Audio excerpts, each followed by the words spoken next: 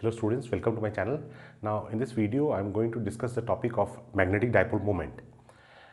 Now suppose you have a current carrying coil, suppose this is the coil and current is flowing like this, okay, in this way, okay. Now if we apply the right hand thumb rule, then if this is the direction of current, then the magnetic field, it is going inward in this direction, okay. So if the current is flowing like this, magnetic field is directed inward, okay. So this is the current loop and current is flowing in clockwise direction. So the magnetic field lines, they are going inward, okay. Now if the same coil, current carrying coil, which is carrying current in this direction, if it is observed from this side, okay, then what will happen? You will see that the current, it is flowing in anti-clockwise direction from the opposite end. So if the current is flowing like this, then for this phase, I'm applying same right hand thumb rule. So current is flowing in this direction. So this is the direction of current, thumb in the direction of current. This is the direction of magnetic field. So the magnetic field lines, they are appearing to be emerging out. So now we know that in a magnet, we say that the magnetic field lines, they emerge out from the north pole, and suppose this is the magnet, this is the north pole, this is south pole. So from the north pole, the magnetic field lines, they come out, they emerge out, and from the south, in the south pole, they go in, okay. So in that way, we can assign a north polarity to this phase because the lines of force are coming out, and to the opposite phase, the lines of force are going in. So we can assign a south polarity, okay. Now remember, this is the same coil, okay. So a current carrying coil, it has two opposite polarity, two opposite poles, one face having north polarity, the other face having south polarity. So that way we can say that a current carrying coil behaves like a magnetic dipole, okay.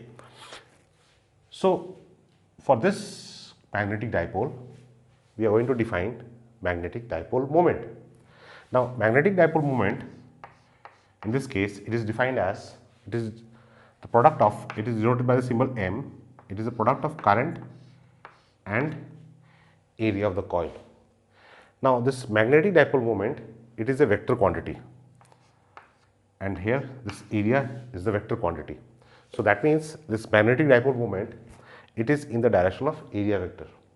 Now how to find the direction of area vector? Now we know that this area vector is always normal to the area being considered. So if you are considering this face, it should be normal to this area, but it can also be normal to the opposite area also. It can be the normal in the backward direction also. Then which direction, which normal we need to take? We need to take that area in which the magnetic field lines are emerging out, okay. Now in this particular case, like for this face, the magnetic field lines are coming out from this face. So we have to take normal to this face, okay. So this normal will be in the direction of magnetic field, but this magnetic field is not the external magnetic field. This is the magnetic field produced by this current, okay. So in this case, here the magnetic field is directed inward, okay, and for this case magnetic field is directed outward. So the normal will be normal in the outward direction, okay.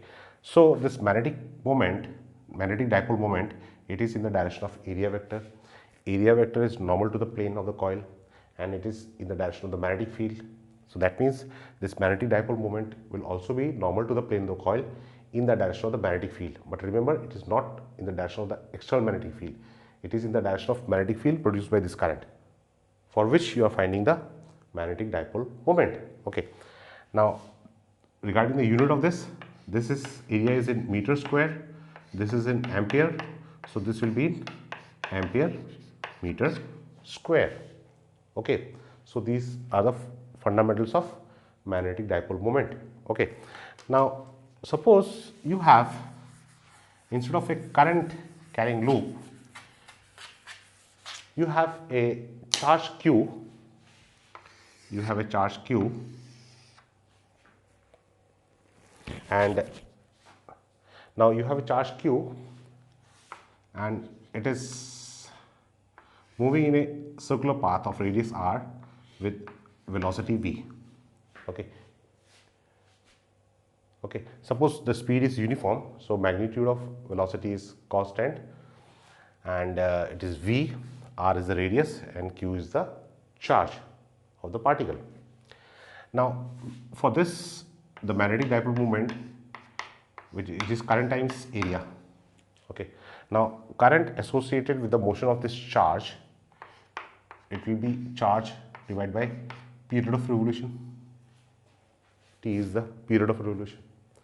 So this is Q divided by T is twice pi r divided by V, where r is the radius and V is the speed of the particle.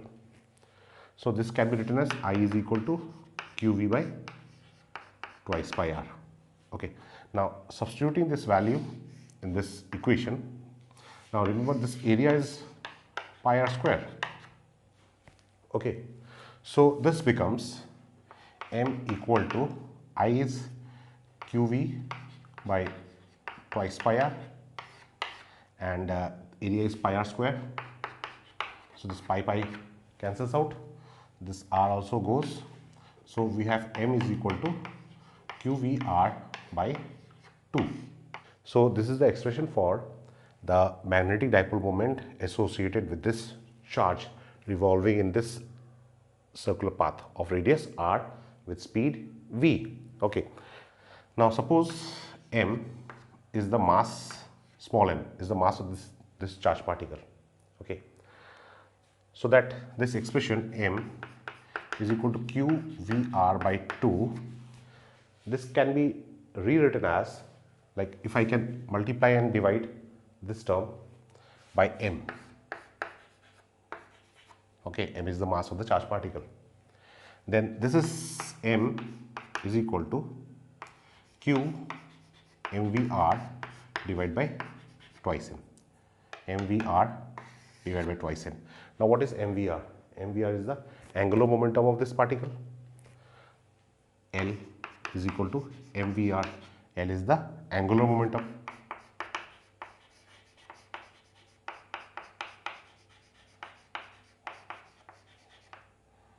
So this is m by L.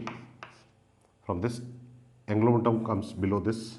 So m by L is equal to Q by twice m. Okay. Now this is the charge, which is a constant. 2 is a constant. M is the mass of the particle. It is also a constant.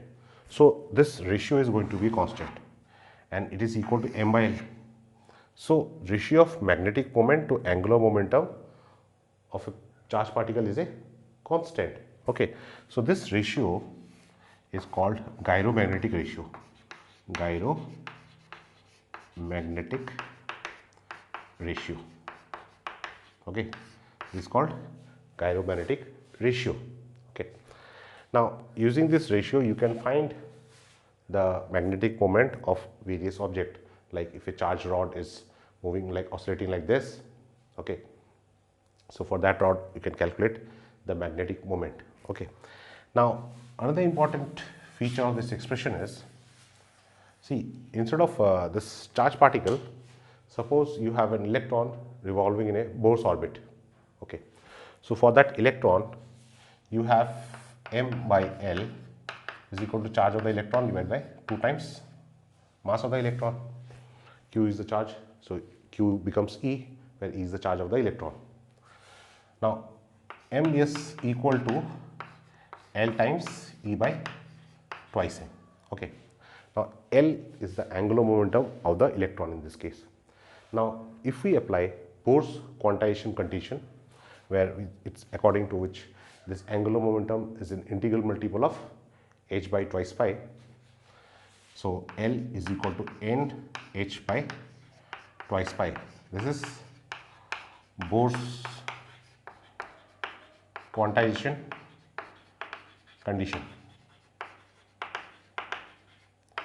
So if you apply this expression over here, this m becomes nh by twice pi into E by twice m. Okay.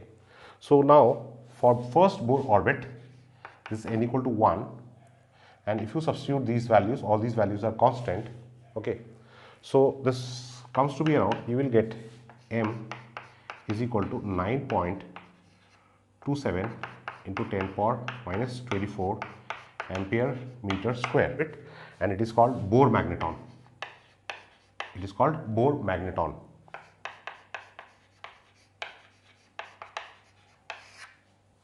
Okay, so this is how you can calculate the magnetic moment of a revolving electron.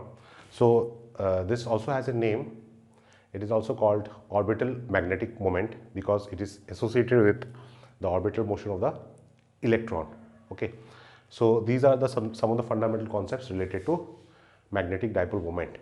Okay, so here important concept is what is magnetic dipole moment, how do you define gyromagnetic ratio, and then how to calculate the magnetic moment of first Bohr orbit. So hope these concepts are clear to you. My best wishes to you. Good luck.